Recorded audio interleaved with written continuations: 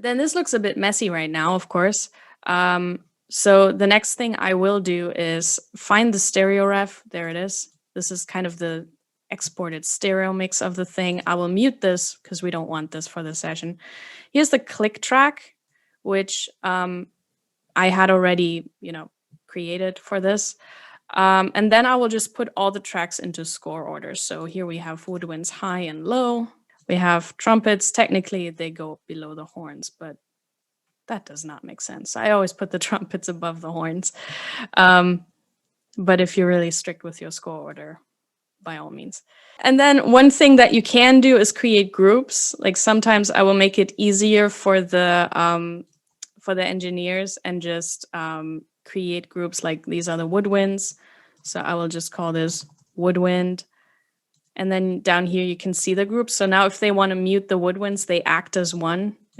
So then you can do the same with the brass, trumpets, horns, low brass, group, brass. That way it's just easier for them. Percussion and pitched percussion. I'm just going to call that perk. Let's leave the choir, and then here's the strings. There you go. Just makes it easier for them. And then one other thing I do is color code. There you go. Also just to make it easier. So these two tracks, I usually make some nasty pink just to annoy them. Then woodwinds, some shade of brown, brass, some shade of yellow. I mean, you can pick whatever colors you want, really. Doesn't matter. Choir, I don't know. And then strings.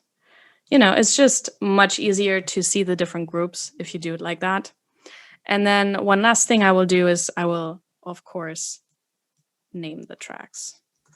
Stereo, click, woodwinds high, woodwinds low, trumpets, horns, low brass, perk high, perk mid.